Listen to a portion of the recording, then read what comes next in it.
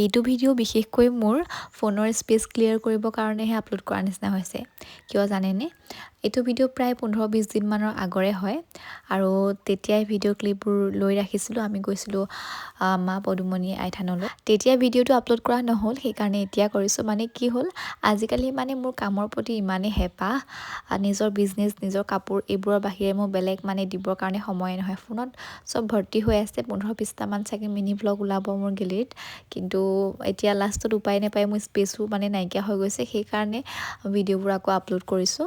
আৰু আমি তাতে গৈ পেলাই, সেইদিনাখন দেওবাৰ আছিলে, মানুহ ভিৰ আছিলে, আমি কৰিব লগাখিনি তাত কৰিলোঁ। পূজা প্ৰাৰ্থনা কৰি হোৱাৰ পাছত তাতে আমাৰ হাঁহ দুটা আগবঢ়াব লগা আছিলে। এটা আমি এৰি দিছিলোঁ আৰু এটা আমি খাব পৰাকৈ নিয়া হৈছিল। আৰু তাতে ধুনীয়াকৈ আমি গোটেইখিনি কৰাৰ পাছত এইটো হাঁহটো এৰি দিয়া হৈছে, চাওকচোন পানীত। বাকী এইফালে আমাৰ খানাৰ যা যোগাৰ হৈ আছে আৰু আমি আৰাধ্যাক লৈ পেলাই অলপমান ইফাল সিফাল ভিতৰতে ঘূৰি ফুৰা হৈছে আৰু ভিতৰতে এনেকৈ মন্দিৰ এভাগো আছে। আৰু ধুনীয়াকৈ আমি সেই গোটেই দিনটো তাতে পাৰ কৰিলোঁ। একেবাৰে সন্ধিয়া আমি ঘৰলৈ ঘূৰি আহিছোঁ। আৰু আপোনালোকে মোৰ ভিডিঅ' চাই থকা প্ৰায় সংখ্যকে চাগে মা পদুমণি আই থানত চাগে গৈছেই, আৰু আমাৰো কেইবাবাৰো অহা যোৱা হৈয়ে থাকে তেনেকৈ।